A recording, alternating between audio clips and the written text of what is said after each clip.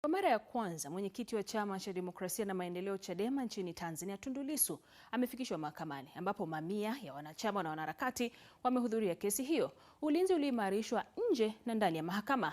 Lissu amekana mashtaka yanayomkabili ya uhaini pamoja na kuchapisha taarifa za uongo kwenye mitandao ya kijamii. Kesi hiyo imepangwa kusikilizwa tena tarehe 2 mwezi Juni mwaka huu. Tumsikilize kile alichokisema Tundu Lissu akiwa mahakamani mapema leo. Wanataka na mzigo ni huu.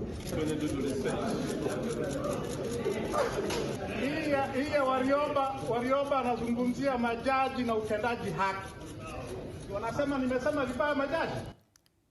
Wakati hayo yanajiri, baadhi ya wanaharakati wa haki za binadamu kutoka nchini Kenya, akiwemo mwanaharakati na mwanasiasa Martha Karua pamoja na jaji mkuu wa zamani Willy Mutunga, walizuiliwa kuingia nchini humo mara tu walipowasili katika uwanja wa ndege wa Julius Nyerere jijini Dar es Salaam kwa lengo la kuhudhuria kesi ya Lissu mahakamani, kisha walirudishwa nchini Kenya.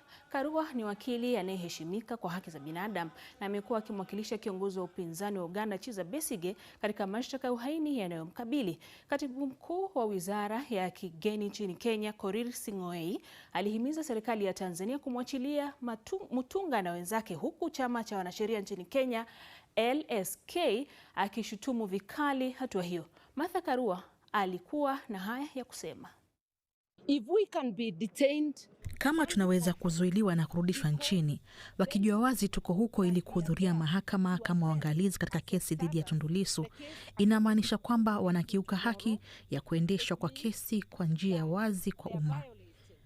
Kama umma, tuna haki ya kuingia mahakamani na kuona kwamba sheria inafuatwa. Kuondolewa kwetu kunamaanisha kwamba utawala wa CCM unadhamiria kuvunja sheria na hawana nia ya kuendesha kesi ya Lissu kwa njia inayofaa.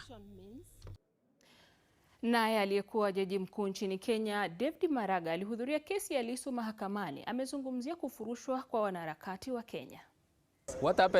Kinachotokea katika taifa moja kinaathiri yanayojiri katika mataifa mengine. Hii ni kwa sababu nchi hii ina watu wanaovuka mipaka ili kufanya biashara. Hivyo basi, ikiwa kuna tatizo katika taifa moja, linaathiri pia wananchi wa mataifa mengine. Wakati huo huo, Rais wa Tanzania Samia Suluhu Hassan amewakashifu vikali wanaharakati kutoka nchini Kenya waliokuwa na nia kuingia nchini Tanzania kuhudhuria kusikilizwa kwa kesi zinazomkabili Tundu Lissu.